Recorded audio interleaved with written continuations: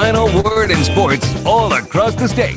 You're listening to Sports Talk with your hosts, Bill Kornbluth, Will Pelagic, and the Professor Tom Hayes.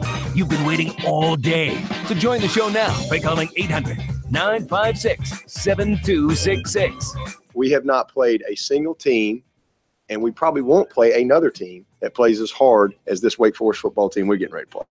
So if there's any inclination that people like to create that this team right here is not a legit contender for our division, you have no idea what you're talking about. You know, at the end of the day, we're not where we want to be. So, we'll reflect on the season when it's over. But right now, we're not where we want to be. You know, you can laugh at Wake Forest all you want to, big guy. I watched their game against Florida State, and their defense is really good. They run, they're physical. Their quarterback is a veteran who has a terrific arm, who's very mobile. Their running backs aren't particularly flashy, but they're solid. They have a freshman receiver who had 10 catches against Florida State. They're well coached. No, I mean, they're not going to beat Clemson. I don't know if they'll cover the spread, but you're sitting here laughing because Dabo's trying to play up Wake Forest. I'm saying Wake Forest is nothing to laugh at. I'm glad you stopped. I tell you what, I'd take Wake Forest's offense over South Carolina's offense. I'd take Wofford's offense over South Carolina's offense. Why do you pick on Wofford? I'm not picking on Wofford. I'm picking on South Carolina. Don't use Wofford as an example because they're good. And South Carolina's not, is what I'm trying to tell you. But you took Wofford to say that, look, Wofford's offense is blah, but it's better than South. You should take, if you want to take an example of something, you should say, I'd take the Jets offense over the Gamecocks. But I wouldn't take the Jets offense over South Carolina. No, not the Jets. No. This is what I would say. I thought you were doing your Vince Dooley imitation. This is what I'll say about Wake Forest. They are not what you normally think of when you think of Wake Forest. They're better than what their branding suggests they usually are. But like you said, they're not beating Clemson. No, they're not beating Clemson. They're outsized, for one thing. They're not beating Clemson. Even if they played their greatest game, Clemson would have to play their worst game. And the Jedi mind tricks that Dabo has to get into his players' minds and the media's minds, I know it's all a game. I know it's all something that's part of why he is who he is and why the success they've had. I get all that. But, this is what makes it work. So in my mind, just have all the chatter, make it all happen, make it all happen. If Wake Forest had beaten Florida State, and that would change their mindset, I think, for this game. I'd look at this game a little different, but they didn't. Florida State pulled it out at the end, a game that Wake Forest, I mean, it was never a big spread, but they were in control of that game in terms of the lead for most of it, and Florida State scored on its last possession to go ahead, and then Wake Forest had a Hail Mary that they nearly pulled off at the very end. So I was impressed with some of the athletes and some of the players that Wake Forest has. And, but again, after losing to Florida State mentally and also having to go to Clemson and play a noon game in Death Valley, I don't think they can rise to the occasion. I don't think they can, but this could be a situation like you can't play the kind of game you played against Boston College. That's the one thing that I think Dabo knows, and that's why he continues to allow this facade that each game is this massive albatross you have to conquer, which I understand. It's fine. And again, it's part of why they've had success, so I'm not going to knock it. But I'm also sitting here and saying, cut through the crap. It's just Wake Forest we're talking about. And if this is the school that keeps you from going to a national championship or going to at least a college football playoff, then there are questions. But I'm telling you, it's not going to happen. But coaches always have those psychological concerns. Sure. Corn, I believe this Clemson team, as I said last week, I think they rather better going on the road and knocking somebody off than coming home. So I think Dabo's got that feeling too, that look, I'm going to have to set some fire under some britches to make guys play the way they can play so we can dominate Wake Forest and maybe move in the number one position in the college pecking order. Now, Dabo today was very, pontificating. He was quoting Gandhi. You were at Will Muschamp's press conference. That man looked like he went through 12 rounds with Holyfield. Who, Muschamp? Yeah. Well, I mean, he's a beaten man. His conference was kind of long by its normal standards today. It was like 25 minutes. And no, I think he wanted to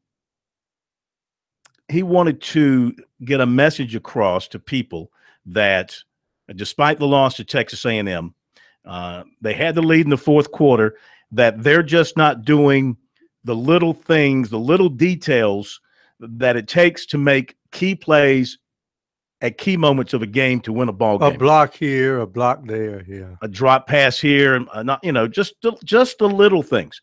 Now, there's some things you can't hide from, like the 7 sacks, though he pointed out 2 of those sacks were on running backs missing blocks.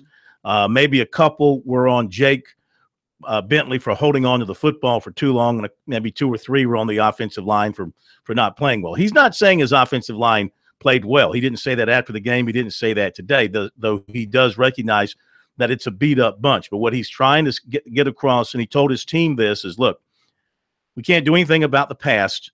The past is the past. Learn from it. As he called it, let's do a reset here as they go to the halfway point this weekend against Arkansas. Try to improve in those small areas that is hampering them. And again, he pointed out the fact that in the red zone, they're getting into the red zone, but A, they're not getting touchdowns, and B, sometimes they're not even getting field goals. The points they are leaving out there are coming back to haunt them because their games are so close, as we pointed out last night. In his tenure at South Carolina, in their 9 losses, only one would be considered a blowout, and that was the Clemson game. Everything else has been nothing more than 2 touchdowns. Everything has been there for the taking. But keep this in mind. This is why this Arkansas game is such a pivotal game on Saturday night. If they can win it, and they're only a 1-point dog, if they can win it, then they will have reversed their record at the same point from last year, 2-4 versus 4-2. Then you go to Tennessee to beat a Tennessee team that is no doubt wavering and coming apart at the seams. People are just waiting. People are just waiting for the next loss for Butch Jones so that they can stick a fork in him. I mean, the media is waiting. Mm-hmm. Recruits are dropping off. The fans, I bet you when they play South Carolina for that noon game a week from Saturday. Now, look, they might have 80,000, which is a huge crowd, but that's still 25,000 empty seats. There'll be a lot of empty seats there in Knoxville for that game. I'll tell you this. I was at Derek Dooley's last game when Tennessee played Missouri.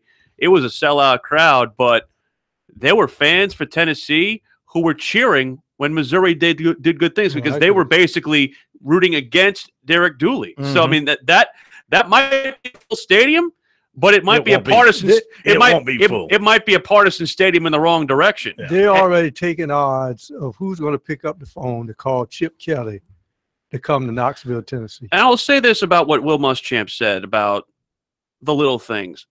I agree to a point, but the problem is it's always something different. Like the little things, it's so pervasive. It's like Jamarcus King jumps a route and gives up a 40-yard pass, or they don't have a spy on the quarterback and they allow him to run for 80 second half yards, or there's a breakdown with a slide protection and a defensive lineman comes free. It'd be one thing if it was the same problem, but it's different problems on every play. Mm-hmm. And that's the thing that concerns me, is it's not like you have 1 or 2 things you need to fix. You've got a dozen, and it happens differently on every play. That's the thing that concerns me for South Carolina. Isn't that true when you follow a team that plays all close games? It's always going to be one thing that happens and one thing obviously going to be different. I think that's the product of playing so many close games. And the product of having an offense that struggles to score. Yeah. It's not like they're losing shootouts 45-42. They're losing in basically low-scoring games. They can't really ask any more from their defense right now. They can maybe ask to get a few more sacks here and there. They're still not a great sacking team, especially with Bryson Allen-Williams now out. But in terms of keeping the score within reach, and doing their job, and look, to hold a team like Texas A&M, which was averaging like 40 points a game coming in, to 24 points and won that held game. them down into the fourth quarter. That was quite a job by that defense. The offense has just got to figure out a way to pick it up. Get an early start, too. Yeah, they have struggled early in games. Okay, 800-956-7266 is our phone number. It's a Talking Tuesday. Back in a moment.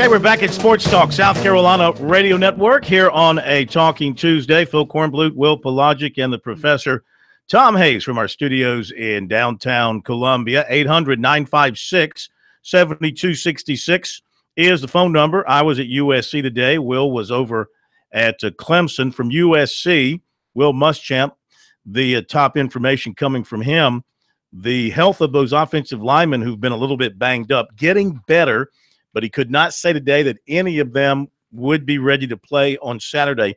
Zach Bailey's the closest one to being healthy enough to play. All three are still day by day. He also gave an update on Deebo Samuel, said Samuel's out of the cast. He is in a walking boot. He is getting the muscle stimulation treatments to try to heal that thing up as quickly as possible, but no idea if or when he'll be back this season, so there's no reason to even speculate on that at this particular time. Outside of that, in terms of anything newsy to talk about regarding his team, everything else is pretty much status quo. DJ Park right now is at right tackle. He did say he wants to get Blake Camper some snaps on Saturday at the right tackle position. They've got to get him out there and get him some work. And again, their approach is keep chopping wood, keep working hard, keep trying to improve those little things that are the issues that crop up in games. And he said he's got full confidence, still has full confidence and belief in this team that, they can move forward and finish up with a flourish and have a good season. Clemson, on the other hand, of course, living life with prosperity. They do have a mild injury concern right now with Marcus Edmond. It doesn't look like he's going to play this week against Wake Forest. They're saying they're targeting possibly either next week against Syracuse or perhaps to get him back to practice during the open week, which coincidentally both South Carolina and Clemson have the same open week this year. So it looks like they'll at least try and target him for that point in time. Trevon Mullen, who basically played sparingly last week, despite the fact that he was cleared from concussion protocol. A lot of that was done based on matchups, according to Dabo Swinney. It wasn't necessarily something that was involving his health. They basically said that he's got to earn the right to be able to play on the field, and they liked Mark Fields the way that he played against Virginia Tech last week, and they'll continue to use him. They'll continue to use Ryan Carter and a lot of these other players who have become interchangeable parts. And the one thing that we're continuing to see out of Clemson is versatility, especially on that defense. You see guys like Austin Bryant dropping back into coverage and Dorian O'Daniel turning into a pass rusher. You're seeing Kevon Wallace play not only as a corner but also a nickel and a safety behind Van Smith. You're seeing Isaiah Simmons do types of things like that as well, and that's one of the things that they preach as part of their program. It's why they recruit the way that they do, and it's why they make things happen. But as we said, coming in to the program, there are a lot of people who are talking about this Wake Forest team very, very strongly, and Dabo Swinney is one of them. This is a very, very good football team that we're getting ready to play. And if anybody says anything different, then you have absolutely no clue what you were talking about. I just cannot say that enough to everybody in this room. This is a very experienced, well-coached, disciplined, tough football team. We have not played a single team, and we probably won't play another team that plays as hard as this Wake Forest football team we're getting ready to play. So if there's any inclination that people like to create that this team right here is not a legit contender for our division, you have no idea what you're talking about. All right, so let me just set the tempo for the meeting right there. All right, this is a dadgum good Wake Forest team we're getting ready to play, and it is impressive to watch them on tape. They're a hangnail away from beating Florida State last week, and I think everybody in here, if we were playing Florida State this week, and their name, we'd have a different mindset from some of the people on the outside of this program. We all know the type of athletes that Florida State have, and we know the type of coaches they have, and this is a team, if not for a big kick return, they probably win the game. And so I cannot tell you how impressed I am watching these guys on tape. I have a great appreciation for teams when I watch them and I see buy-in and I see heart and I see passion and I see toughness and I see really, really good coaching. And all of those things are on display when you watch these tapes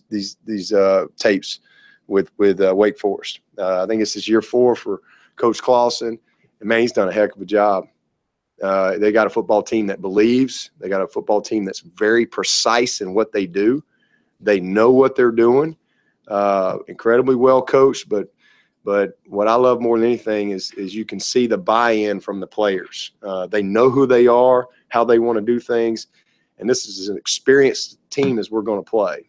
I think they got 10 starters back on defense and 9 back on offense, led by a quarterback that is a winner.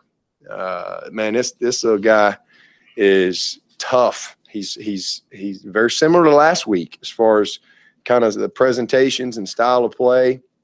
But this guy's a senior, and he is very accurate. He's smart. He's just a great leader for them, and they play tough up front. They've got a great scheme. So, we're going to be challenged, and we got to play well. And then the flip side, this defense, 10 guys back that started. They know what they're doing. They really create some problems with their style of play. They're good tacklers. This is an outstanding secondary. They've got more depth than Virginia Tech up front. Way more depth. This is a very talented defensive line, and these 2 safeties are, I think, special players. So the corners do a great job with their technique, and so you have to out-execute these guys. They're not going to make many mistakes. They're not going to be out of position very often. You have to out-execute these guys. If you don't match their precision and the intensity that they play with, this is a team that'll beat you, and that's just this biggest game of the year. Simple as that. All right, Dabo, Clemson's won 8 in a row in this series against Wake Forest, and this used to be the game where Clemson coaches would lose their job after losing to Wake Forest. Tommy Bowden. Yeah, Tommy Bowden had an issue with that. In fact, Tommy Bowden had a real problem with Wake Forest, I think. But they were good back then. Last time Wake Forest won was in 2008. And, if you're a Clemson fan, you're probably celebrating that victory because it was a couple of days after that Dabo Swinney was named the interim coach. Right. And the rest, as they say, is history. 800-956-7266 is our phone number. Let's go to Shane in Charleston. First up tonight here on Sports Talk. Hello, Shane. Hey, how's it going tonight, guys? Good, sir. How are you? I'm good, buddy. I got a quick question for you. So Mark Rick's in his second year in Miami. They're doing outstanding out there with the rest of the ACC besides Clemson and what appears to be Virginia Tech kind of maybe sliding down a little bit. What's the chances Miami's a dark horse in the college playoff this year?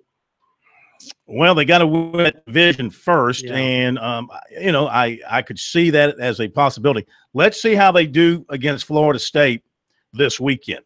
They beat Florida State this weekend. I know Florida State is not the Florida State that we all know over all these years with the freshman quarterback. But watching them against Wake Forest, they still have a defense that will run and strike you. Yes, and score. Absolutely. Yeah, they have a defense that will run and strike you. This game's in Tallahassee. If the Hurricanes win this thing, then yeah, I'd have to say look out for them. They still have to deal with Virginia Tech, the rest of that division. And you know what? Georgia Tech, the way they beat up on North Carolina with their triple option, you can never Georgia Tech is one of those every other year kind of teams. And they're either really good or really average. Looks like Mr. Somonek's, Paul Johnson, has got his team on that little He's got upward. better receivers this year. Yeah. And that's a standalone Thursday night game, too. So it's off a bye, but it's still a short week of preparation. Yeah. You don't want a short week to have to get ready for Georgia Tech. I mean, they'll have the bye, which is a long week of preparation for that. But, again, it's an oddity. It's on the Thursday night. Yeah, Miami, keep an eye on them. If they get past Florida State, they could be the team that comes out of the Coastal, most likely to play Clemson and Charlotte for the championship. And then you go from there. Be right back.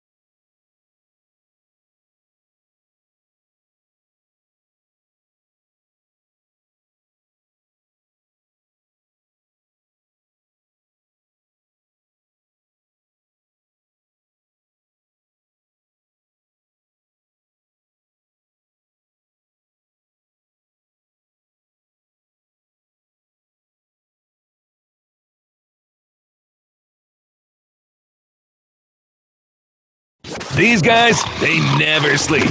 Check them out on the web at SportsTalkSC.com. Now, more of Sports Talk on the South Carolina Radio Network.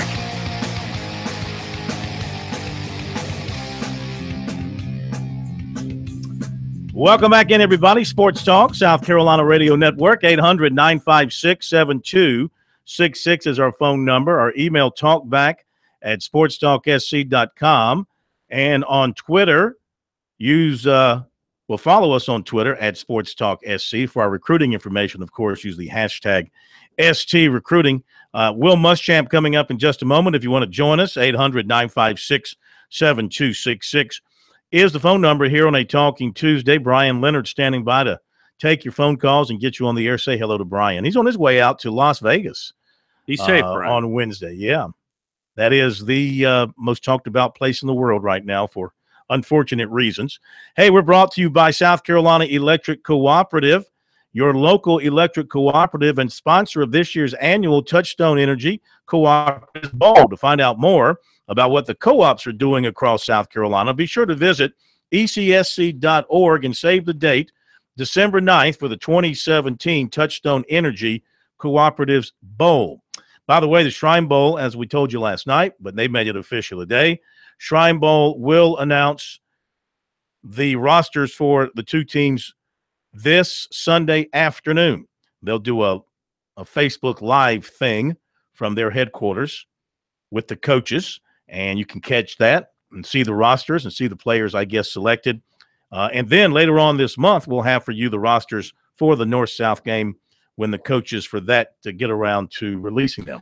It was something about Dabo that I wanted to ask him. The forum was not correct today, but I think in another time, I want to ask him. You wanted to ask him for his autograph? No. He already got I wanted to ask him because we were talking about Butch Jones earlier and thinking about him and Ed Orgeron. It just seems like the leashes for these coaches are so short and so much shorter than they used to be. And yet we've talked about repeatedly about how it seemed like Dabo was another loss to South Carolina away from getting fired, or at least people wanting him fired.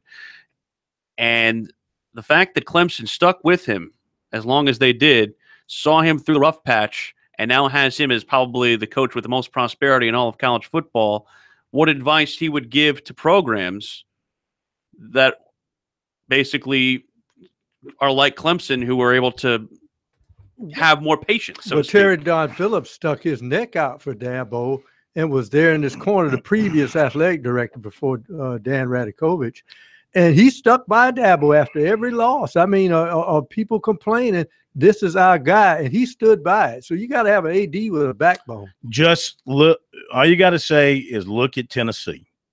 That's as good an example that you can cite. Maybe LSU. I think it's too soon. Orgeron, he loses a game to Troy, and people are ready to fire him. Listen, the mentality of the young sports fan today, and I think it is driven by the younger age, is you can't lose.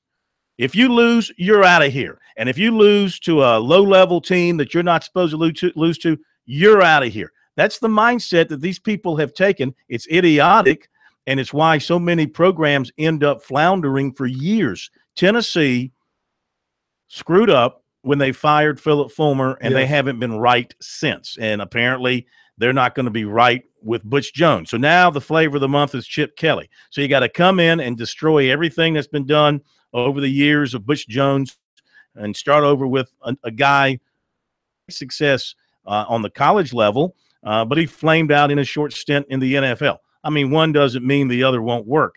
We'll see if LSU falls along those same lines. We'll see what happens now at Ole Miss. Of course, they had no choice but to fire Hugh Freeze. And it is even looking like the guy that South Carolina just played, Texas A&M, he can get to 8-9 wins. You're not going to fire Kevin Sullivan if he has 8 wins, are you? Oh, yes, come on. They will. Depending on who they have yes, they will. in the wings. That's why patience is a virtue, and that's why if South Carolina is smart, if Ray Tanner is smart, if the fans are smart, they'll keep their mouths shut and let Will Muschamp build this program. It's got to be done brick by brick. It's not going to happen overnight. You got to win some recruiting battles. You don't win recruiting battles with 20,000 empty seats and people showing their discontent. I'm not saying you just put a bag over your head and act like nothing is wrong when something is wrong. But there is such a thing as good fan support and giving a guy a chance to build a program, which is what he is trying to do. So you're not sitting here advocating for firing Kurt Roper. Is that what you're telling me? Well, I do think Muschamp has got to look closely at his offensive situation. He still supports Kurt Roper. That's going to be his decision. I mean, obviously it's his decision that he's the head coach. He's going to have to live and die with it. If that's as good as he thinks he can do at offensive coordinator, then he's going to have to live with it. And Kurt Roper might be good enough when this offense is healthy and clicking on all cylinders. Let's see how they do against this Arkansas team, which will give up some points playing at home. Let's see if the Gamecocks can get past the 17-point mark and maybe get that crucial fourth win as they turn the corner on this season. Today over at USC, Muschamp had his regular meeting with the media. He gave a preview looking ahead to Arkansas. A little unique at this day and age as opposed to maybe 10, 12 years ago where they were very normal. Offensively, Dan Enos does an outstanding job. Very similar thoughts from when Brett was at Wisconsin to now at Arkansas and some of the things they do offensively, more traditional two-back, big people on the field, play action. We got to have great eye control defensively and as far as what we're watching and those sort of things. But Austin Allen's an outstanding thrower, really a talented arm. Guy has really played well in our league. They've got some really talented runners. Obviously, David's there now, and a guy that we've thought a lot of when he was here, and certainly wanted a fresh start, and I'm glad he's got that opportunity. But Chase Hayden's a freshman, who's really played well for him. Has been some wildcat for them and done some nice things, and Whaley's a really good back as well. Multiple tight ends they use. They're big, physical outside at the receiver position, so we've got to be able to match up on those guys. And, again, eye control in the secondary and the linebacker is going to be critical for us to be able to cover down and being in the right spots. Defensively, Paul Rhodes does a really good job. They're primarily a three-down team. You see some of the active guys they've got inside the two linebackers really jump out at me as far as their tackling in space and playing in space. So we got a work cut out for us, but we're looking forward to getting back on the field. I thought we had a very good day this morning. The guys are very spirited and getting back to practice and restarting and moving forward to playing Arkansas here at home. Injury-wise, Zach Bailey and Corey Helms and Malik Young are all day-to-day. To me, I think Zach's got the best opportunity to play, and I'll probably know more Wednesday or Thursday on him. But he's probably further out and helping us than the other two guys are at this time, and Terry Gusher is day-to-day as well. Well, with the running game, are there, wholesale changes coming to formation schemes or just little tweaks here and there that you guys have worked on? Well, I think when you're struggling, you go back and you say, what are we doing well? And I think that you look in the passing game right now, the RPOs have been really good for us. We've created a lot of explosive plays. I think you look at the quick game has been really good for us.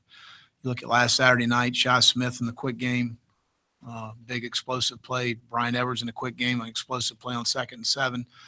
You look at the back shoulder throw on Brian, which is a quick game. They went to more man coverage to deny the ball in a lot of quick game situations, which obviously sometimes converts your routes further down the field. And, again, I thought that that's been very productive. The play action pass has been very productive. And really our drop back passing game has been very good until the other night when we struggled to protect. And, really Jake in a couple situations got to get rid of the football. Running back position misses 2 protections. And then we got beat up front a couple of times. That, to me, maybe it's backwards of how I look at it, but let's start there and then let's build from that. And what do we need to do to continue to improve? Well, obviously, we're not going to have an open forum about what we need to do Saturday. Are there some tweaks? I don't know that you make wholesale changes in a week, but there are some things bright spots that we have, been able to accomplish this year. The first play of the second half and a 34-yard power play inside that was blocked extremely well. And there were some runs in some other situations. If you look at 17 carries for 77 yards and 4.5 yards a carry the other night, you take away the sack yardage, which has nothing to do with your rushing offense. There are some positive things. Is it where we want to be? No. All right, Will Muschamp from his press conference earlier today. Is it where they want to be? No, as he said. They got a lot of things still to improve on. But as you were hearing there, he cited some things that are positives and some things that he feels like they can build on moving forward to Arkansas. We'll be right back.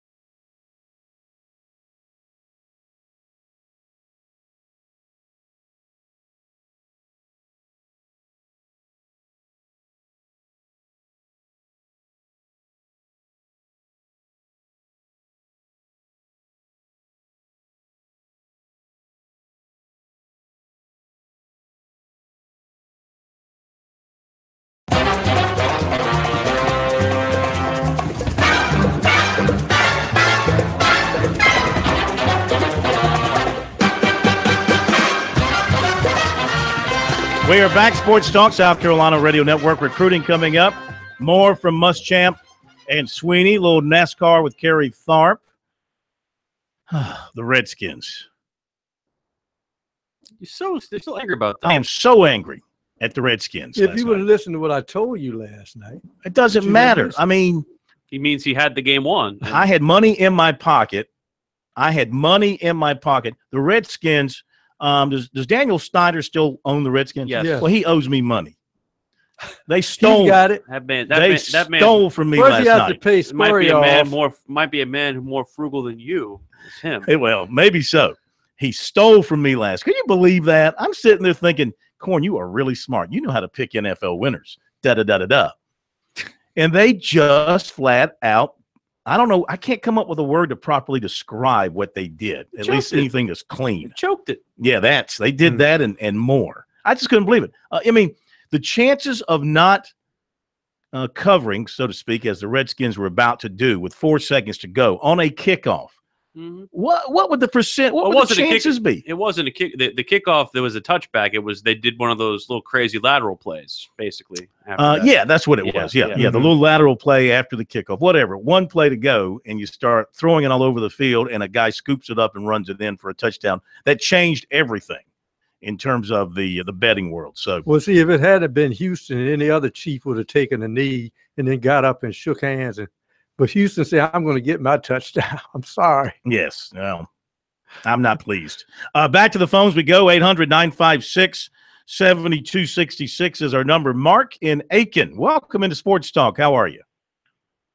Hey, Phil. Thanks for taking my call. Yes, sir. Got a question for you. You and Pro mentioned earlier about Chip Kelly, maybe for the Tennessee job. But let me throw a name out at you. When you think about a guy that's got SEC ties and can recruit, what about Bob Stoops? I mean, if you look at what he can do and what he's done, I don't think there's any reason to think he's ready to come back or wants to come back into coaching. He don't want to come back, and he's not going to do it for that job either. Yeah, no. Bob Stoops is going to take, if he ever takes another job, he's going to take a job where the program is not bigger than him. He wants to be the program somewhere. He can't do that at Tennessee. And I'd be shocked if he tried to get back in the coaching job where he's right next door to his brother. That's the other thing. I don't think he'd want to coach in the same conference as Mark. Yeah, not just the same conference, same division, and like you said, only about 3 hours apart. Yeah, I wouldn't see that happening. I mean, the Tennessee, if that job were to come open, you're going to hear all the usual names being bandied. Of course, like we said, Chip Kelly's name has been thrown out there. I think there's some odds from Vegas on whether or not Chip Kelly would be the next coach at Tennessee. Why don't they just rehire Philip Fulmer? Well, he's in the program. Undo the wrong. He is in the athletic program, yeah. Yeah, I mean, they were showing him last week standing next to Peyton Manning. It's not like they hate him anymore. I mean, come on. There's your problem. Every time they bring Peyton back, even when they brought him back when South Carolina played him, South Carolina beat him in Knoxville. They should just tell Peyton to go away.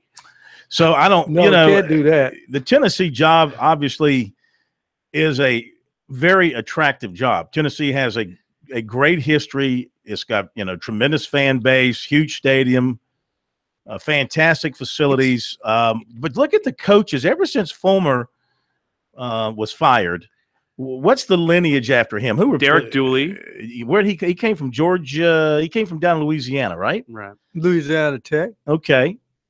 Then it was Kiffin, right? Yeah. Then Kiffin. And now Butch Jones. Yeah. I thought the point is Kiffin preceded. Kiffin was before. Yeah, Kiffin was before Dooley. So my fault. So Kiffin was the one who replaced Fulmer. Am I right? I believe that's the case. Yeah, I believe that's the case. Yes. I'm just what I'm pointing at here is, what coaching heritage besides his father's name did Lane Kiffin have before coming to Tennessee? He was the offensive coordinator. He also had Monty with him. Also, right. Derek Dooley. What was his coaching heritage as a coach besides having a famous father as a coach? Just a good team, solid team. In My Louisiana point is, Tech. Tennessee should be able to attract a much better candidate, a much more proven head coach than that. Even Butch Jones. Where did Butch from? Cincinnati. Yeah. But he had a good. You would think they could attract a much higher level. When Kiffin was hired, it was off of having coached the Raiders. And after that, he was the offensive coordinator. At which Al Davis just blitzed him at the very end. Yeah, there, as you but might that recall. was to his favor when Al Davis called him a liar. They said, hey, that's the guy we need right there. Well, then he ended up parlaying the Tennessee job into the USC job, the Southern Cal job, rather. Yeah. If I'm Tennessee and I do decide to make a change, I think of the coaches that I can go and get who would probably take the job. I'd go after Les Miles. But I think about that job. That job is the same problem as LSU. Is that yes, you have attractive facilities, recruiting footprint, and the whole thing, but you have crazy fans and boosters who have unrealistic expectations. There's a reason why they haven't had good coaches at both of those places after both Les Miles and Philip Fulmer got ran out. No one wants to touch it because it's unreasonable to be there. Now, keep in mind, they did not really open up the LSU job after Les got canned. They put Orgeron in there, and then when the season was over, Joe Oliva decided to give him a 5-year deal. So they didn't and really a $12 million buyout. They didn't really decide to do a national search there. The most difficult thing about Tennessee, and you could see it even when Spurrier was at South Carolina, Tennessee is a state that has to recruit out of state. They always went to California. Remember, before Peyton Manning to get a quarterback, they always went to get a Clausen out of California. They would recruit in Georgia, and they would recruit in South Carolina, and that's where they made their bread and butter, and in Alabama. But when those teams in those states are going strong, Tennessee can't walk in and cherry pick like they used to. And they've been, especially when they used to just, it seemed like every top player in South Carolina would go to Tennessee. Mm-hmm. They got a lot of good players out of the state over those years, but the border from that standpoint has been tied down. Yes. And South Carolina and Clemson are keeping the best players in state. This breaking news story out of the upstate from the Spartanburg Herald-Journal, Eddie Payne has retired effective immediately as the basketball coach at Upstate. After 16 years, he's got some health issues. He's had some recent ankle surgeries, some back issues. He tried to go, had practice on Saturday, was on his feet for a lot of hours. He was in terrible pain, he said, and he's just decided to give it up at this point. Just can't keep going. And so associate head coach Kyle Perry will take over on an interim basis as the head coach of the Spartans of USC Upstate. Eddie Payne, of course, former assistant coach at South Carolina, very, very well liked in the college basketball circles, and did a great job wherever he was a head coach. He was a head coach at Oregon State. Oregon State did a good job out there. Coached at all 5 levels of basketball. Yeah. Charlotte native, I believe. All right, very quickly before we hit the top of the hour, recruiting coming up on the other side. We go to Glenn in North Charleston. Make it quick, Glenn. How are you? Hey, just real quick, but joking. L.J. Simpson's available for a job. He is indeed. He does need work. Yeah, so that'd be a great coach pick, you know. Yeah. So he got experience in pro football. What's his offense? Tennessee's desperate. Murder. Make an offer. Wow. What? Am I wrong? I know what his defense is. What's his That does not fit. You must have quit. That's his, Lord.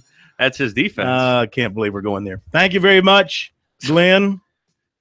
Too soon? What if OJ needs a place to now live? What if he wanted to be your neighbor? What if he woke up one day and OJ, you saw today's the 22-year anniversary of the acquittal. Yeah. Well, you know what if a right U-Haul now, pulled up to the house next to yours and OJ came bebopping out?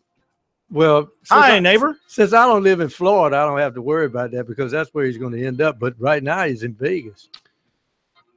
Just don't go there on a waiter job. Well, why do you want to do that? Hey, by the way, you know what tomorrow is, right? Tomorrow is October 4th. Yeah, it's Yes Day. It's 10-4. You're such a corny. Yes Day. Such a corny person. Made that up while waiting for Will Muschamp's press conference to start. Well, tomorrow is 10-4. 10-4. In the old CB world, that means yes. Yes. I think you need to 69 that joke. Affirmative. All right, we'll be back.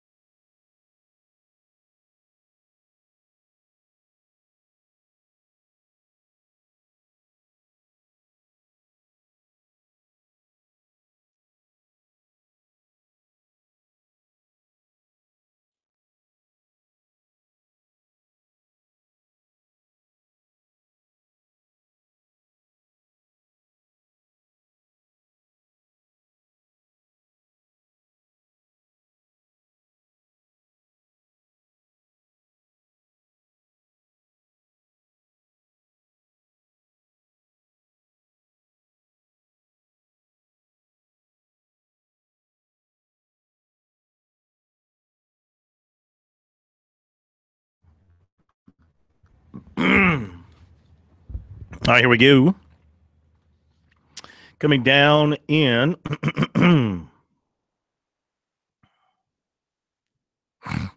coming down. In 3, 2, 1. Dorman offensive lineman Jordan McFadden, who's been a Virginia Tech commitment, was at Virginia Tech Saturday for the Clemson game. That visit did not give him any additional clarity in his thinking. He's still torn between the Hokies and Clemson. He plans to get back to Clemson at least for the Florida State game. Right now, on a scale of 1 to 10, he calls his commitment strength a 6.5. Linebacker Dax Holyfield of Shelby, North Carolina, will make his official visit to USC this coming weekend. He's been to USC several times on unofficial visits. He's taken an unofficial – damn it. Let's do it again. Where's he taking an official? Where's that at?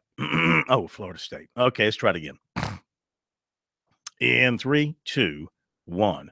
Dorman offensive lineman Jordan McFadden was at the Clemson Virginia Tech game in Blacksburg last weekend. He remains a Virginia Tech commitment, but he says that commitment strength on a scale of 1 to 10 is only a 6.5. Clemson continues to weigh heavy on his mind. The Tigers were his favorite team growing up. He plans to be back at Clemson for a game soon, perhaps not this weekend, possibly for Florida State. Linebacker Dax Holyfield of Shelby, North Carolina, takes his official visit to USC this weekend. He's already been to Florida State officially, and he will also take official visits to North Carolina, Virginia Tech, and Stanford. He's been to USC several times unofficially, and he does like the Gamecocks at this point, but he's not indicating a favorite. And defensive back Kelvin Joseph of Baton Rouge decommitted from LSU. Clemson's in the hunt for a possible visit. Phil Kornbluth, South Carolina Radio Network Sports.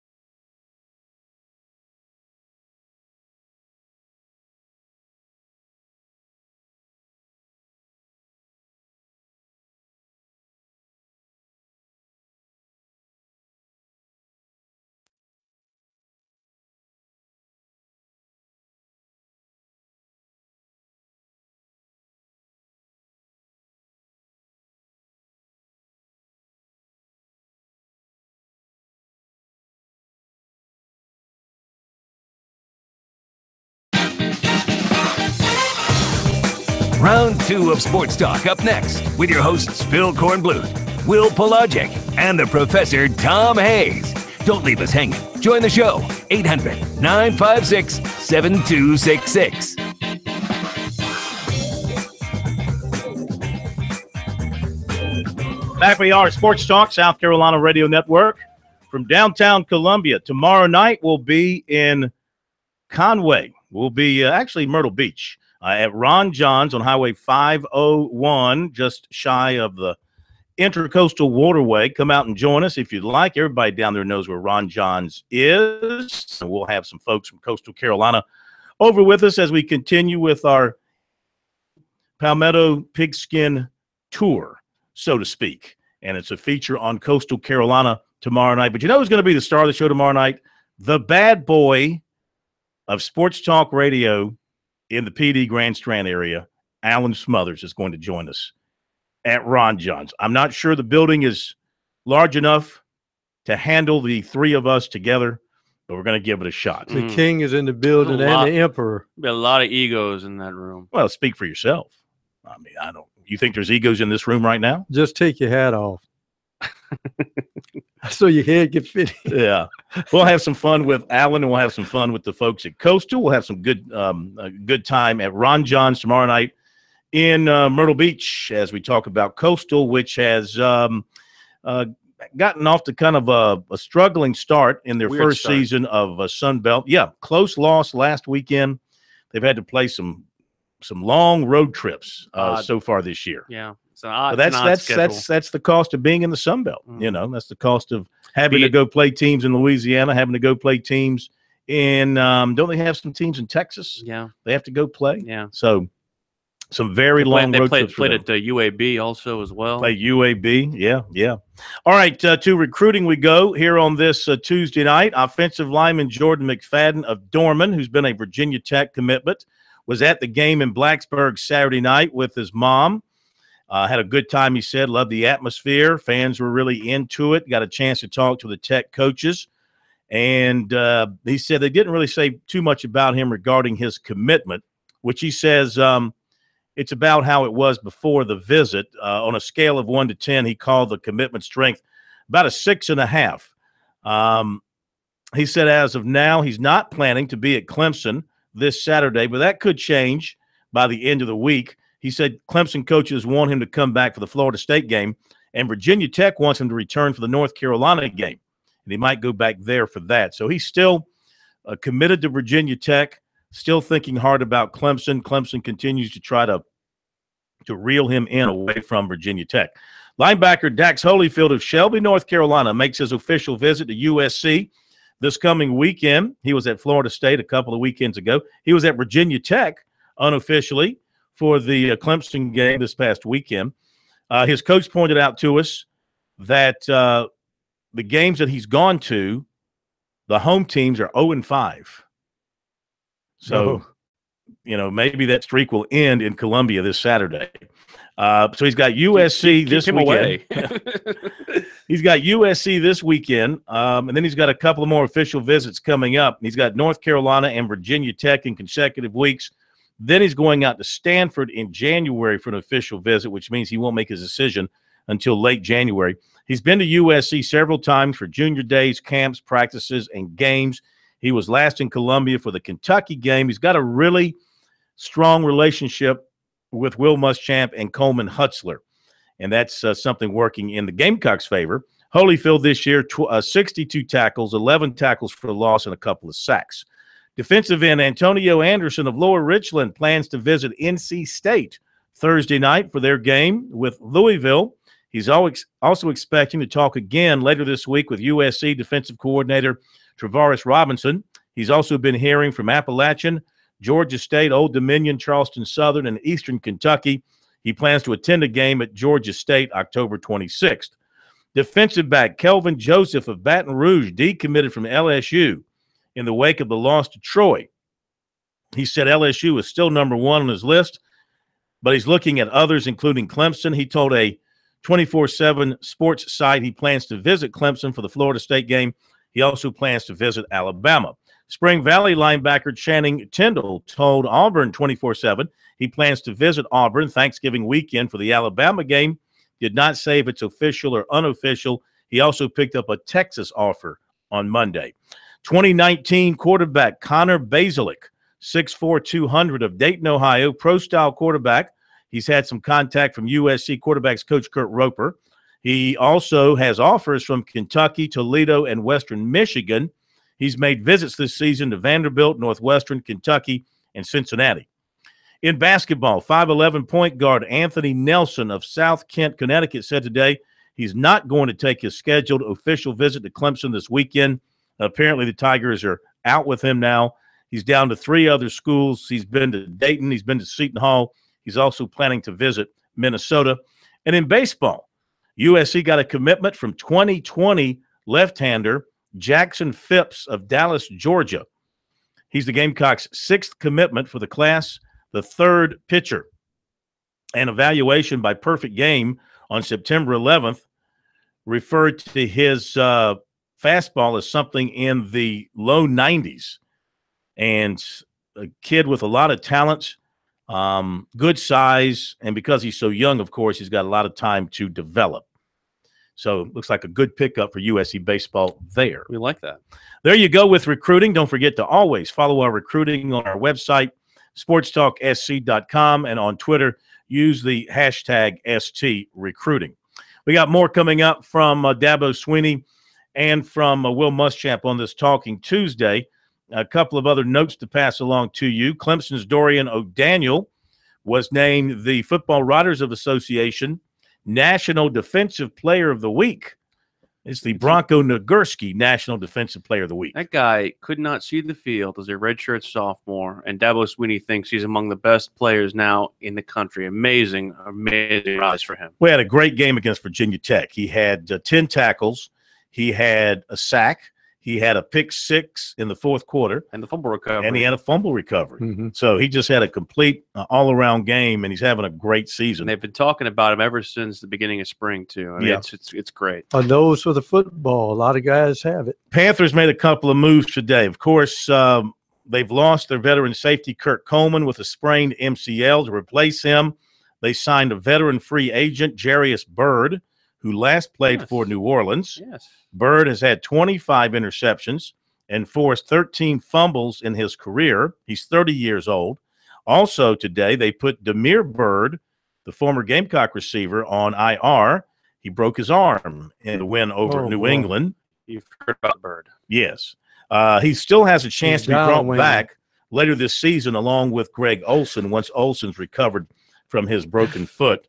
Linebacker Jeremy Cash is also on IR, but apparently he's going to be released and receive an injury settlement, and that'll give the opportunity for Demir Byrd to come in off the IR when he's healthy. You see Louisville has named an AD as well. Interim AD Vince Tyra, who played baseball at Kentucky, son of Louisville basketball legend Charlie Tyra, interim athletic director. All right, very good. Oh, and the ratings from ABC on the Clemson-Virginia Tech game came in very strong in terms of the actual number of people watching.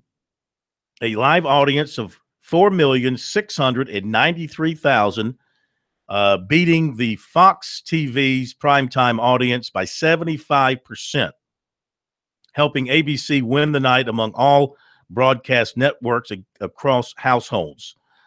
So that game did a nice job of drawing an audience. I think the original rating was like a 3, which was the highest of the and of course games that night. Fox, as far as competition, had the better game, though. Yeah. Texas Tech and Oklahoma State, which Oklahoma State won in the final minute. Best game might have been that Southern Cal Washington State game. Yeah, that was night before. Friday Yeah, night. yeah. That was a great That was game. a What a big classic. win for Washington State and Mike Leach with a quarterback who's going to become the all-time touchdown passer in Pac-12 history. Nick Folk. And a guy who was a walk-on at Washington State. My guy Ryan Leaf, who's a Wazoo alum, loves that kid. Oh, I would too if I had a quarterback to throw all those touchdowns. All right, we'll be back. 800-956-7266 is our number. If you want to join us, we got more from Muschamp and Swinney coming up here on a Talking Tuesday.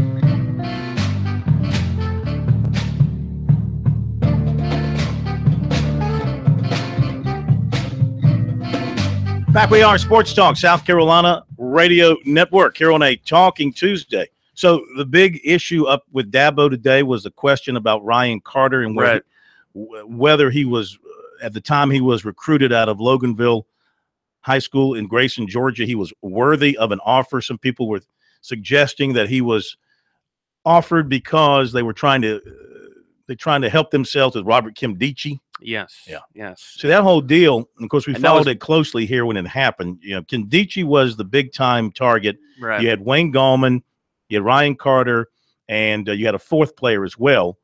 And they all committed to Clemson. The other player was David Camara.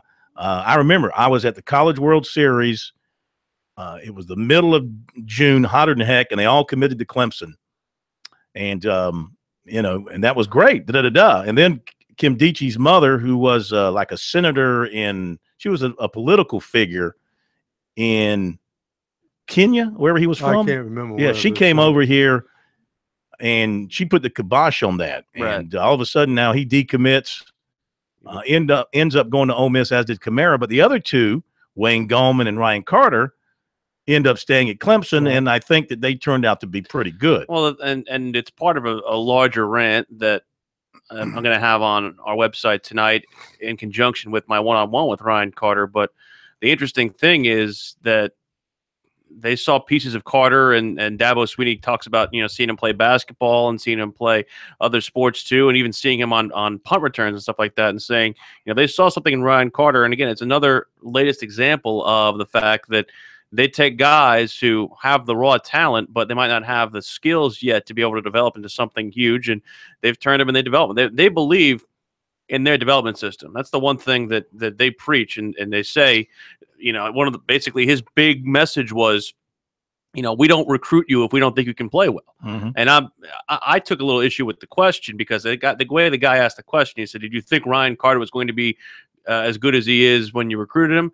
And I'm thinking, well, why wouldn't he recruit a player he didn't think he could develop into a big player? Because he asked it as if it was a throw-in for the Kimdichie. Well, I mean, I see nothing wrong with that question. I mean, not every player you sign, you're going to believe when you sign him that he's going to be a starter for you, or he's going to become an all-conference player or an NFL prospect. Now, some guys you sign, that they're going to be roster players, and if things go well and they stay healthy and they really develop, then they might become contributors, but it's not something you can predict for everyone. But Dabo's not going to sit up there and say he's a throwaway.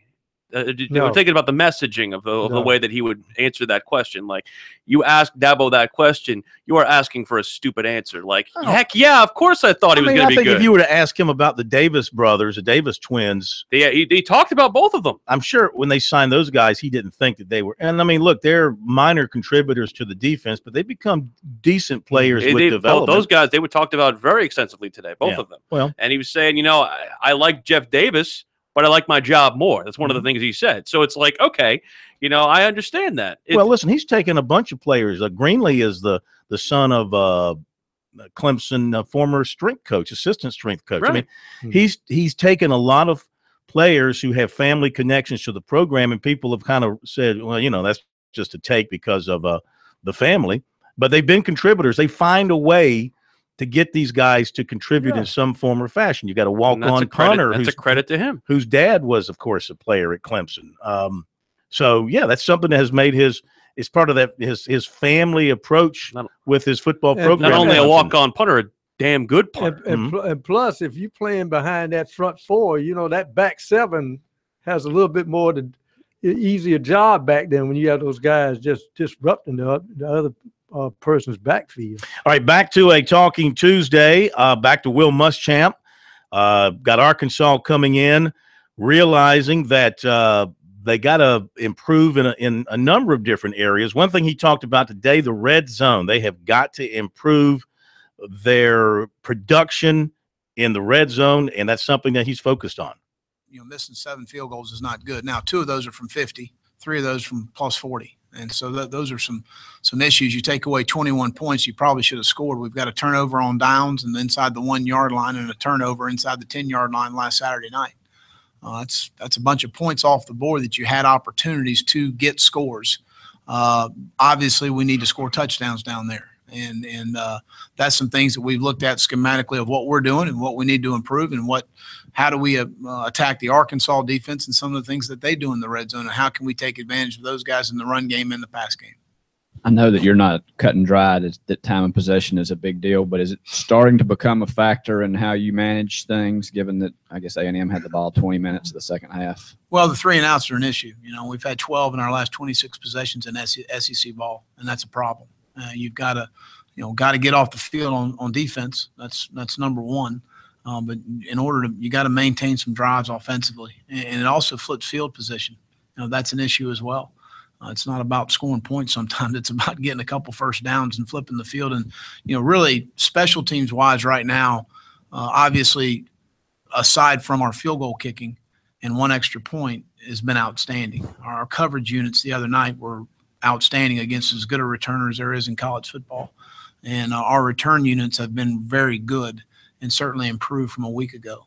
But there's no question that statistically, you can swing it however you want to look at it, and whether it's a positive, Josh, or a negative for you. And there's no question right now that is a negative, and it's our inability at times to get off the field defensively and maintain consistent drives offensively. As you and Kurt discuss how much tempo you want to try to use offensively, how much a part of that conversation is time of possession and how that may or may not affect time of possession? I think that it also comes with the flow of the game. And when you're going 3 and out, tempo is not a real cool thing to do, in my opinion. You're just going to be probably 6 or 7 minutes quicker back on the field for your defensive players. You got to get first downs in order to go tempo. And if you really look at all the tempo teams, they go fast after they get a first down. They're not going breakneck tempo, first down out of a P&10 possession going to second down. That's not necessarily how they do things. They hit a big player, they get a first down, the chains are moving, and they're going quick to the ball. So there were some things that, we wanted to try and change the tempo the other night, but it's hard when you don't get first downs. That creates an issue. It also creates an issue a little bit. They had a great environment, and that's what we need, Saturday afternoon at our place. It is a loud, proud environment, and that's they had one. And it was, communication does become an issue when you're on the road. Well, when you've been struggling with field goal place kicking like you have been, do you start to change your philosophy about third down and say maybe it's a 2-down territory, or do you keep sending them back out there? No, I think situationally. I mean, I think that to start the game, Parker had a great week last week, and he had a really good pregame as far as kicking the ball. We felt really good about it, and it was a good hit. He pulled it, and then the second it was a closer in field goal, and he hit it. And I probably should go back and look at having him attempt 250-yarders and 346+ yards. And rethink that a little bit on me. So, and putting him out in there in that situation really for the first time probably wasn't very smart on my part. So I think those are things that you kind of rethink. But I want to, and again, I may be wrong. I think the off the turnover, we tried to take a shot. They pressured us with 4 week. We hit a stick route to Hayden, which we missed on the 1st and 10. We wanted to take a shot to the X. And just the look they gave us didn't allow that to happen. But I want to say that was a 3rd and 12 or third. It was a longer yardage situation given the circumstances. And I didn't know that 2 downs at that time, trying to get on the board as quickly as we could. Will Muschamp from earlier today over at USC. And again, his message as he continued with his press conference was that he still believes in his football team, has a lot of confidence in his players. They had a good practice today, and he expects a good practice tomorrow. He still is fully supportive of what they're doing on offense and what Kurt Roper is calling as the offensive coordinator. So, he's just trying to keep his head down, keep working, be as positive as possible, which is very important as you try to guide your team through a second year under your watch. Still a lot that they need to get fixed before you can be confident in picking them to finish with a winning season. Fixes one at a time. Exhale when you get in the red zone. Somebody jumps offside, false start every time they get in the red zone. All right, we'll be right back.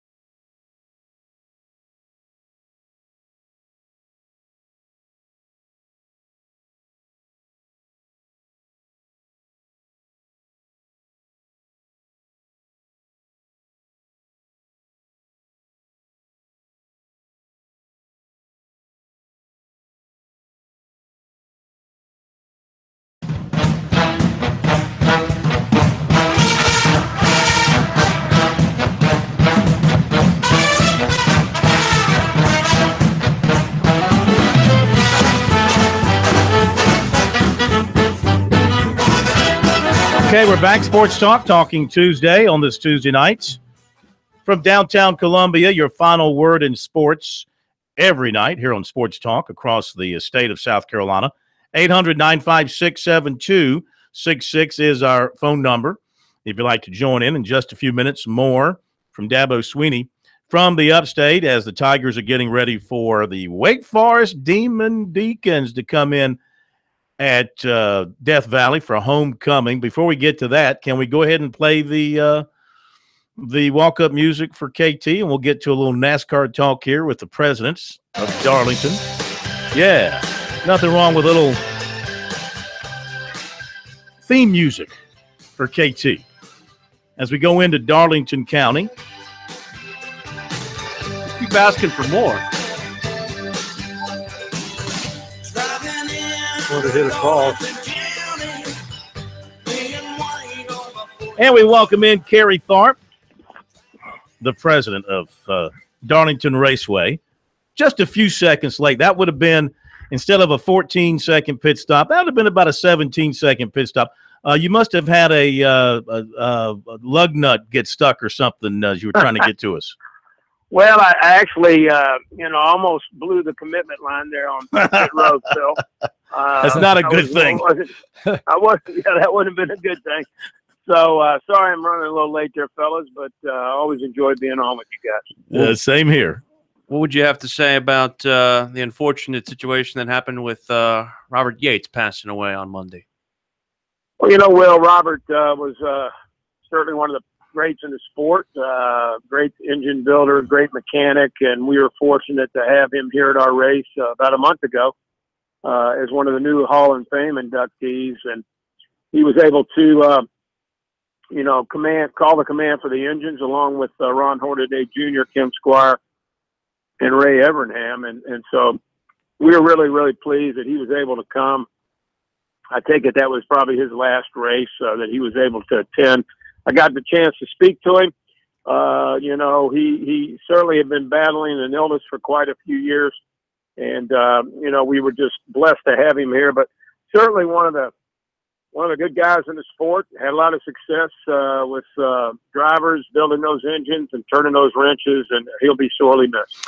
I remember, I think it was back in the 80s, maybe the early 90s. I'm covering a race at Darlington. I think it was the Southern. It might have been the spring race. I don't remember.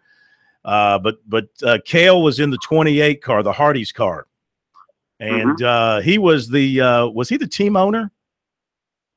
He might have been, Phil. I think he did. I think Cale did drive for Robert Yates. I know that certainly Davey Allison did back in the late 80s, early 90s, but I believe Cale did. I think you're right. Yeah. Was Waddell Wilson part of that group as well, or am I confusing the teams? Yes, I think Waddell Wilson was also one of the engine builders back then. Yeah. I just remember they blew an engine early in that race, and I had to go track. It was either Robert or Waddell down, and they were not, back then when something happened during a race, all the media would go congregate at the hauler and wait for them. And I remember they were not in a very good frame of mind at that particular time. Going back to Dover this past weekend, and that was a tremendous race and a great finish. How about the way Kyle Busch, with the help of a late caution, he was able to chase down Chase Elliott, deny him that first win, and get another victory of his own? Well, that was vintage Kyle Busch the other night. It looked like Chase Elliott was maybe going to get that first win. But, he came up on some lap traffic, particularly the 31 car of Ryan Newman, and Ryan was desperately trying to keep his playoff hopes alive, and so he certainly wasn't going to give Chase any breaks. And so but Kyle just tracked him down, had fresher tires than Chase did, and was able to navigate through some of that traffic and passed him with about a lap and a half to go. So, you feel bad for a guy like Chase Elliott who's been trying to get that first win in the Cup Series, but Kyle Busch just continues to, week after week here, the last 6-8 weeks has been, probably, if not strongest, one of the stronger drivers out there. Well, Stenhouse Jr. claiming that 12th spot. Are you surprised Newman, Dillon, Kane, Kurt Busch, any of those surprised you that they're eliminated this early? Well, Tom, the one that probably surprises me a little bit is Kurt Busch. He won the Daytona 500. Then he went in kind of a slump, but then he'd been having some pretty good runs here the last 4 to 5 weeks. And so, him being a veteran, him being a former champion, having that playoff experience, you would think maybe he might be able to overcome some of the adversity that he was facing maybe in those first 3 races, but it wasn't meant to be. So I have to say, of the ones that didn't make it, Kurt Busch is the one that I would have thought would have advanced somehow. What do you think of Jimmy Johnson making a entrance into the top 5 and vaulting his position significantly? Well, Will, Jimmy Johnson's very, very strong at Dover, and the tracks coming up are pretty good for Jimmy. Certainly Charlotte Motor Speedway has won there numerous times. He's won down at Talladega. He's won at Kansas. So, maybe that was the jump start that they needed to try to get that 48 car back towards the front. It certainly hasn't been there the last couple of months. So we'll see what happens at Charlotte. It's a 1.5 mile racetrack. Like I said, it's been good. Very, very good for Jimmy Johnson, but the way that the Toyotas have been running at the 1.5 mile racetracks, it almost makes you wonder if anybody is going to crack through that Toyota camp. Talking with KT Kerry Tharp, president of Darlington. Let me ask you this, and you don't have to deal with this because your race is not part of the chase. So, when you win the Southern 500 trophy, it stands alone as it always has, as a great reward for winning a terrific race. But now, when you get in these playoff events, these playoff races, and a guy who's in contention in the playoffs wins a race, of course, he advances his cause for winning the overall championship. Do the race promoters and the track owners and all that, do they feel like the individual race is somewhat being slighted and overshadowed by the playoffs itself? In other words, does the race kind of lose that standalone individual value it used to have before the playoffs were formed? Well, that's a great point you bring up, Phil. And I'm not sure because, we're not in that particular stage of the season. But I will tell you this. People have asked me before, would you like to have Darlington in the playoffs? And my answer is this: only if it's on Labor Day. And so, I would much prefer to have our race stay on Labor Day as opposed to perhaps be in the playoffs. And certainly, there is some prestige about being in the playoffs, and I get that. But, there's also the importance about having your race stand on its own, et cetera. But I think that the 10 tracks that they have in the playoffs right now are pretty good. I do like the idea of kind of mixing around the sequence of the events, but I think that gives you a little bit of freshness and some new approach. But I think the tracks though that are in the playoffs, they use that to their advantage. Phil, when they're promoting their race, hey, our race is in the playoffs. Mm-hmm. Check out and see, the drivers going for the next stage, going for the championship and that type of thing. But from our standpoint over at Darlington, I much prefer staying on Labor Day. Now, if they ever adjust the playoffs and the playoffs start earlier, then I'd all be for that. But, I have told them unquestionably that we want to stay on Labor Day, and the playoffs would take second fiddle when it comes to that. Yeah, and being on Labor Day and now with your throwback weekend working so well for you, it's just a natural fit. Right, exactly. And, if that would be part of the playoffs, so be it. But, like I said, I think that the throwback weekend stands on its own. I think it keeps us fresh. It keeps us relevant. And that's what's all important. We want to keep those Darlington fans first and foremost when it comes to our race weekend. Hey, KT, as always, we thank you, man. Have a great week. Busy time. I'm sure you'll be helping out maybe over in the Charlotte area with everything they've got going on, and we'll talk to you next week. Sounds good, guys. Thank you very much. Thank you. All right, Kerry Tharp, president of Darlington Raceway, his weekly visit with us here on Sports Talk. Some final words from Dabo Sweeney coming up after the break.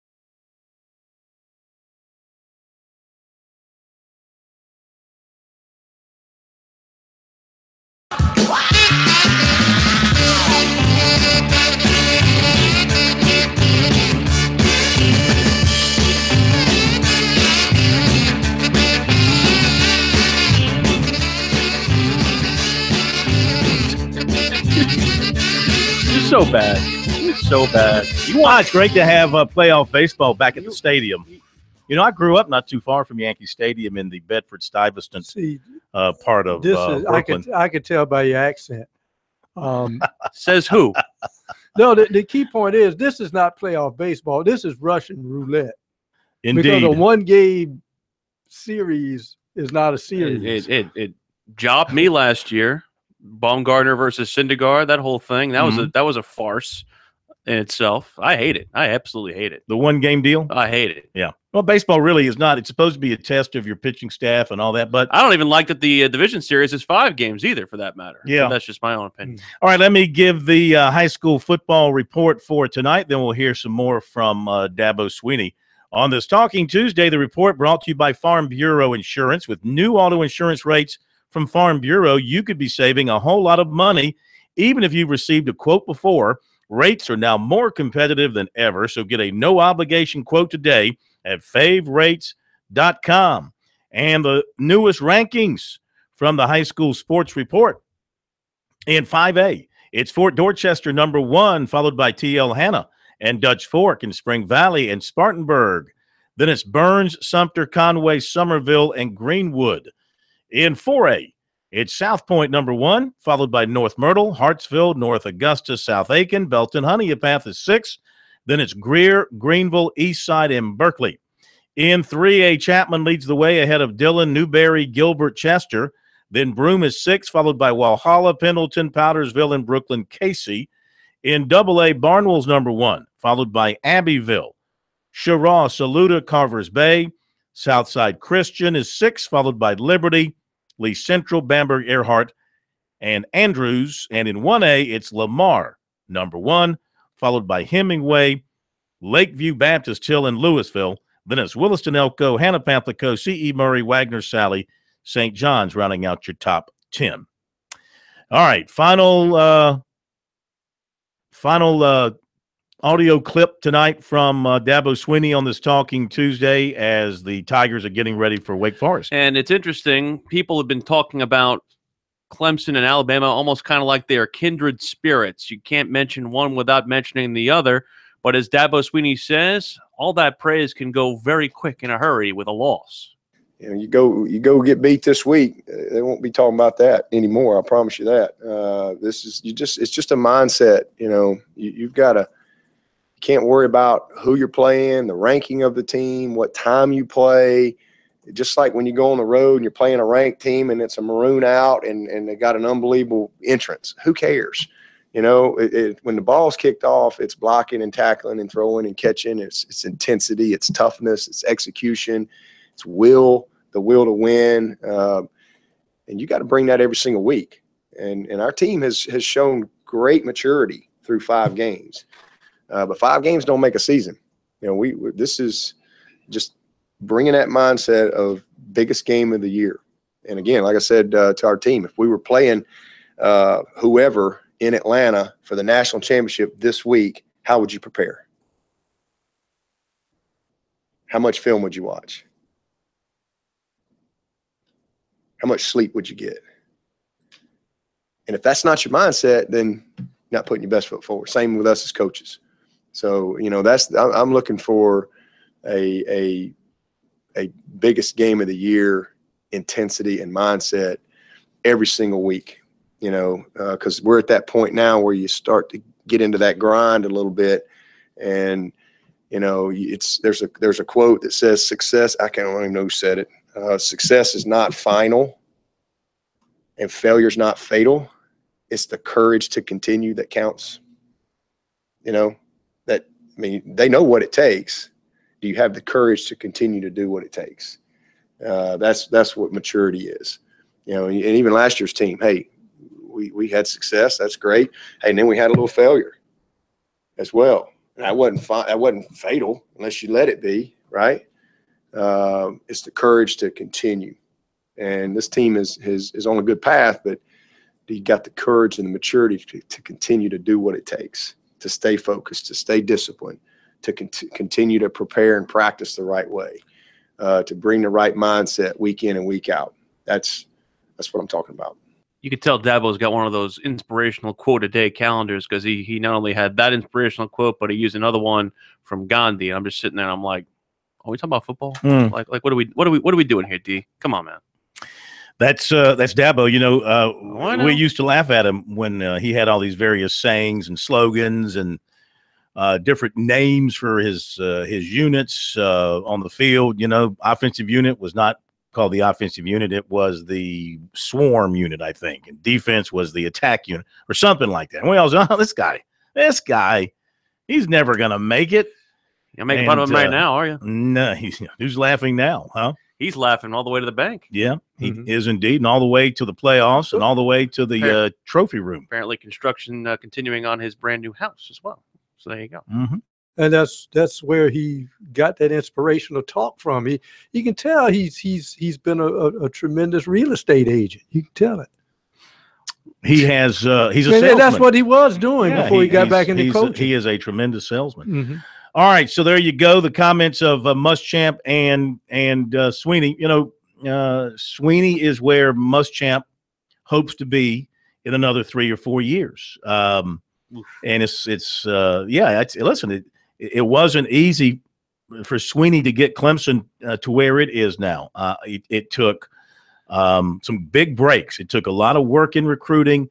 It took some big breaks. It took getting some guys who are big-time recruits to come from other states to trust you, and you develop them, and they have given back to your program, and then others see that, and the winning and the recruiting just feeds upon itself. What Muschamp's got to do here down the stretch, of course, is win as many games as they can. He's also got to win some of these crucial recruiting battles. For example, he cannot miss on Channing Tindall. You cannot miss on a player that good at a position of need in your backyard. Not only in your state, but in your backyard. Right. If you get Dax Holyfield as well, then that's a big addition too. But they've got to do a better job of recruiting offensive and defensive linemen. I don't know if they just can't attract the really great players to the program, or they are misidentifying players, but they've just got to get better players. The problem is that most of the great offensive and defensive linemen in this conference are in the states that have big programs like Alabama and in Louisiana like LSU. Like that's where a lot of the offensive linemen that are recruited traditionally in these SEC footprints are. You don't get them in the backyard. And that's the problem that South Carolina faces, is that they have to go to other places and get the cast-offs of those schools that I'd mentioned before. You got to get those guys to come to South Carolina. You're not going to be able to get guys in state like that who can play at the SEC level. Well, I will say this. When South Carolina's had successful offensive linemen, it's been those linemen, as you say, the second tier, but they've been junkyard dogs. I mean, absolutely mean, other than the point of biting somebody. And sometimes that's what you need in an offensive lineman. Not so much that you block. You make the other guy mad, lose what his assignment is. And South Carolina's had, who was it, Rodriguez? What was his name? I forget. Rodriguez, not Rodriguez. The junior college transfer that came in. And they said, this guy, he doesn't look like a lineman, but darn, he's nasty. Yeah. Was that Rodriguez Watkins? Yeah, that's it. That's it. He's a big old guy. Okay, so that will do it. Tomorrow night from down in Myrtle Beach with the folks at Coastal Carolina. We look forward to being at Ron John's, and that should be a lot of fun. The bad boy will join us, Alan Smothers as well. We'll have more on the Gamecocks and the Tigers as they prepare for their games coming up. More recruiting for you, too. A little basketball as well, because Dawn Staley's going to have a media session. Frank Martin meets with the media for the first time on Thursday. Of course, we'll have that for you on Thursday night. And can I just get a Let's Go Yankees chant going from in here in the studio? Never. Let's go Yankees. From a Mets fan? Are you kidding me? Go Twins. Well, listen, this is an area of baseball that it's foreign to you. It's called the playoffs. Okay. I was at the World Series 2 years ago while you were sitting on your ass. Have a great night. We'll see you tomorrow.